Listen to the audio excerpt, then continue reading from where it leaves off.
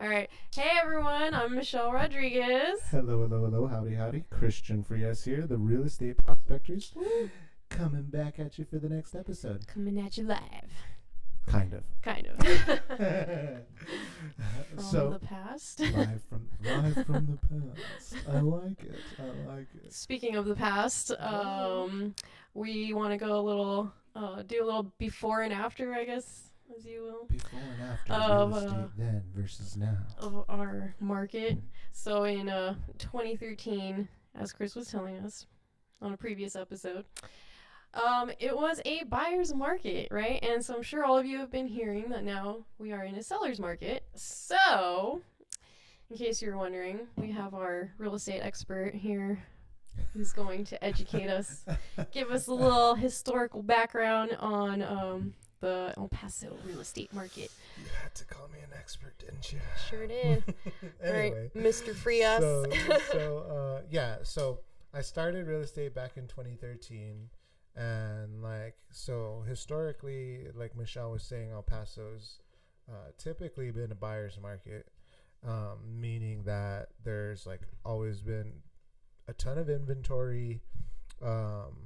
If there weren't, it seems right now like there's a lot of it seems right now like we're experiencing more buyers, but it just could be because there's not as much inventory, because back then it seemed like there weren't as many people buying.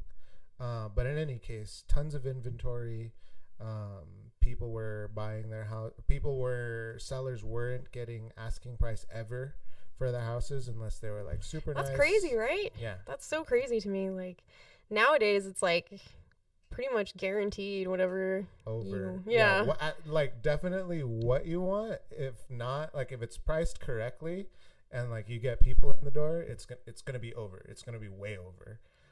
So crazy, so different. Yeah. And I remember back when I was selling back in 2013, it was just the complete polar opposite. So it's where people are getting, I never saw $10,000-$20,000 under asking price, which is really weird because we're seeing $10,000-$20,000 over asking price now.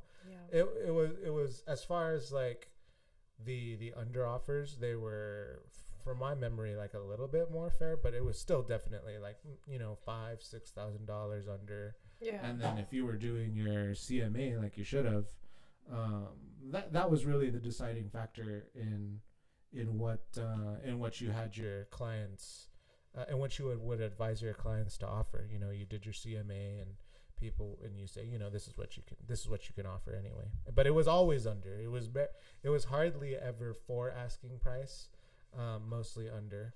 And then sellers were paying for everything. Sellers were paying for closing costs. Sellers were paying all the fees. Yeah. And I actually bought my house in 2013. Mm-hmm. So I wasn't a realtor at that time, but I do have some, I guess, recollection of that market. Yeah, for sure. And we ended up paying I think it was $3,000 under asking, and the seller contributed something like $3,000 also. Uh-huh. So it was super nice. We were able to negotiate. I think we went back and forth 3 times, and we ended up getting the better end of that deal, but for sure. That's how it's going to be in the buyer's market. The buyers are going to get the better. Well, I guess, yeah, the buyer's going to get the better end of the deal. But things kind of flip-flop back and forth, like what we're seeing. And I know we mentioned in a previous episode how, at least on my end, that's how I was kind of justifying the seller's market from the buyer's perspective. Is it was that's how it was. The sellers had to bend over backwards to get their houses sold. And now the sellers had their time in the sun. I think that was the exact verbiage that I used in the previous episode. Well, another crazy thing was, the thing that I remember most was new construction, because that used to be really fun to take buyers to. there was a lot of new homes. Yeah, houses. new homes all over the place. They had 20, 30 houses on inventory in each subdivision, and there's model houses everywhere, and all over the place. That's pretty much how we got into the situation where we're in now. there was just a surplus of new homes, and it was too much supply, not enough demand. Uh-huh. And so all of the builders decided, okay, well, we're going to scale back and not build as much because we have like way too much inventory. And so over, I think it was a period of 4 years of them under building, now we're in this position where there isn't enough and they can't catch up. And so now we have no inventory. And it's just like, yeah, completely weird. I remember when selling in the buyer's market, it was, I always forget what the term is, but it's basically like I'll call it the Netflix effect, right? Like you're sitting and you're like scrolling through Netflix just trying to figure out what you want to see, but there's just it's too many option options. Yeah. paralysis. There we go. Option Yeah. paralysis, and you're just like, I don't know what to do. What's going on? And so, yeah, like before when you're dealing with buyers, it was always like, okay, yeah, this is good. It fits all my needs. It has this amount of bathrooms. It, like, fits the material needs, fits what we're looking for. But like, maybe there's one that's just a little bit more perfect. Maybe there's one that has this sort of, or like a better deal. Yeah, or maybe I can find a better deal. And so that was probably like the most frustrating part of being in that market, just the choices that were out there, and like there really wasn't like an impetus for buyers to like make a decision, whereas now it's just kind of like there's hardly anything out there. So if anything comes by that's just remotely like in the direction of what they're looking for, and like I'm not a pushy yes, person. buy it. Do it. And I'm not like, I would never say that I'm a pushy person, but like I've had to tell clients that, like, look, Yeah. like I'm being honest with you, I'm not a pushy person. If you want this, like we need to be going to the office right now and making the offer.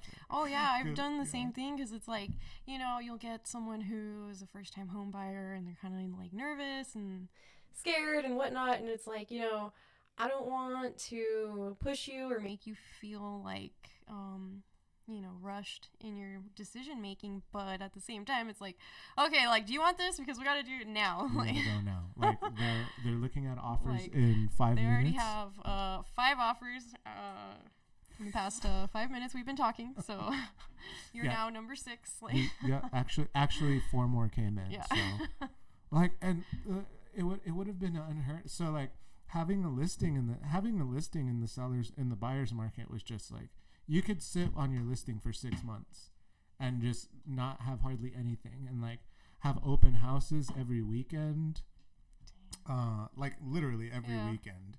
And like there were just times where it was, you could make it productive, right? Like you take my laptop and work on social media and stuff, and it was like a good opportunity for marketing, for like working on your marketing and stuff. But there were times when I was just sitting in houses like literally all day for like 4 to 5 hours, nobody coming and visiting, just because like there was just so much for everyone to see. Yeah. And I really think we're gonna start going back in that direction. Like, maybe not immediately, but I don't know. I want to say like my 5-year prediction for sure. I mean, if it takes that long, it might not even take 5 years to get back into more of a buyer's market.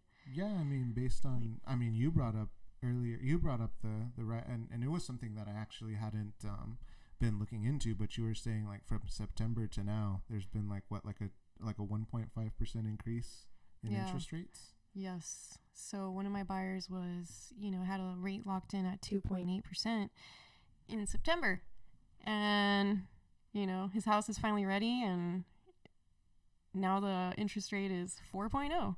So that's a pretty good difference. It's pretty significant. That's crazy. Yeah, that's going to be a lot more to his. I mean, did you guys have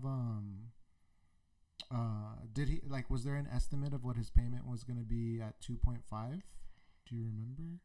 I think it was something like $120 difference. Wow, I mean, that's a big difference over that over 30 years. Yeah, really. So just insane. And then, I mean, you think about now, well, okay, so the Federal Reserve is now saying that they're going to raise the interest rates. This is going to affect all of our mortgage interest rates. And so we're already starting to see the interest rates climbing, for example. Yeah, right here, like, you know, first-hand account of it from September to already. And they weren't supposed to raise until March. And we're already seeing it. And so it's kind of scary, but at the same time, there's still so much demand and not enough supply that we're still in that seller's market, you know. But maybe. I mean, over time, you know, with the builders catching up, who knows, maybe we can be in the same buyer's market once again where there's too much inventory, you know, and the interest rates are too high for everyone to afford these higher priced homes, that we're going to be in another buyer's market, you know. So yeah, I mean, yeah, like if the interest, so the homes right now are just, I hate to say it, but overpriced in general. And like we see that when we do our CMAs and the houses go for, like, I know I just had a listing that sold. My CMA indicated that it was going to be worth $360, and then we ended up getting an offer for $410, and I was just insane. Like, what? What's going on? But it was like I felt like a tiny bit embarrassed, like when I told, well, in a way with my clients, because I mean, for me, they're like, you underpriced it. Yeah, right. And I was just, it was like, so I first came up to them with the CMA, and I was like, yeah, like the area indicates that this is going to be the price, and they're like, okay, yeah, like we could deal with that. And then I went to go put the lockbox on the house, and as I'm putting the lockbox out, the seller comes back and he's like, I want $380, and I'm like, okay, well, you know, like we talked about the CMA, you're the boss, like they're the boss, like, yeah, 100%. We're gonna sell the house for the price that you want it. Like our market analysis is just an opinion, an opinion of value based on what we look at, and so we sell the house for whatever you really want it to be sold for. So, you know, I told him, I advised him that perhaps we were a little high at 380 based on what I had seen. Yeah, based on what I had seen. And like there was literally a house like down the street that was going for like 360. It was like a couple houses down. But anyway, long story short, with the first offer we get in is at 410. And so I was just like, I mean, I was happy for them 100%. And so, yeah. I mean, I guess the lesson that I learned from that is you price in the seller's market. When you price based on the CMA, when you price fairly, you're going to get people in the door, and then that's going to get you those higher prices. If you have like 35 people that come in and look at it because you're priced at what the market says, and like everybody knows 35 people are going to see those houses, that's when you start getting those like offer hikes. Yeah, and the bidding wars. Yeah, the bidding wars. Yeah. And so the short and sweet of it is that people are paying the inflated prices. I mean, the prices wouldn't be inflated if people weren't paying for that. And so everything's just super expensive right now. And so with the Fed raising interest rates, less people are going to be able to afford houses because that's going to raise their monthly payment, and it's going to be able to at least balance out inventory, perhaps. So I guess that's the goal, right? Yeah. That's. I don't know. Well, I'm a little worried about it just because, you know, the price of homes isn't going to go down, you know, but the interest rates are just going to keep going up. And it's like, so you're going to start to see, you know, buyers that were qualified for like a pretty good amount of homes are now, you know, only qualified for the half of that, or you know, or what possibly could start happening is that you'll start seeing that again. You'll start seeing people make lower offers, right? True. Right. You'll just start seeing people make lower offers because that's what they can afford, and that'll kind of help price fixing back a little bit, because I mean, at the end of the day, the seller wants to sell the house, and Yeah. you know, it sucks that they're not going to be able to get the price that it's going for. And the thing is that like these inflated prices, most houses aren't really appraising anyway, right? Like, But they're still getting, cash. yeah, they'll get on the top yeah they have the cover it. cash. Yeah. They have the cash, but now they might not necessarily have as much cash, right? Yeah. Like, because their monthly payments are going to be higher, whatever the case may be. And so this situation with the Fed raising interest rates, I think it seems to be, like, at least theoretically, like a good kind of balancing act. Yeah. Because everything's just super duper expensive right now. Like, it doesn't stop. Like, I've been trying to buy a truck for the past like 2 months, and it's like I can get like a 2000 Ford for like $20,000. Yeah. And I'm going, what? That's insanity. Yeah. And so everything, food, yeah, everything's used cars, pricey, new used cars, like. So it's just, interestingly enough, it's been probably one of the first times when I've really started like noticing inflation hurt me, right? Because like growing up, you always hear people tossing out these things, and it doesn't necessarily affect you. But now like, at least in my case, I'm getting to the point where like I'm noticing this, like, oh yeah, like maybe it would be a good idea to raise interest rates, or if at least that's what the idea is, Yeah, and like with the interest rates going up, it's going to go up slowly, but they are going to go up, and it is going to actually diminish the amount of buyers, and so that might actually help. So if you are a buyer in this time, like, yeah, the price of the house is going to be high, but you'll still be able to finance it with a fairly good interest rate, a lot better than the 6-7% from a couple years ago, at least, and then there'll be less competition, I guess, right, for each house with less buyers out there. So I mean, there could be some optimism in there.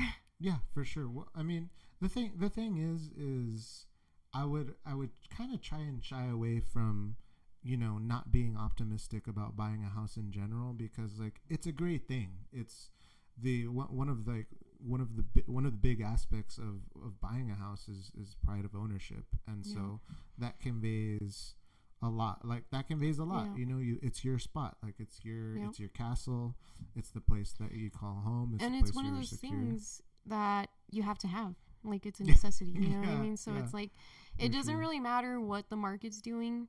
It, like, when it comes time where you need to buy a house or sell a house, like, it's kind of like, well, you just got to roll with the punches of what's going on at the time, but the best thing to do is just find a good realtor who actually knows what's going on, that has experience to kind of guide you through whatever the market's doing at that time, Yeah, so yeah, obviously there's ups and downs to any sort of to either situation, right? Like even for example, right, like even in the buyer's market where there's so many houses for sale, and there's so many options. Like I said, you might take a really long time to find something that you like, because you know the perfect house is out there.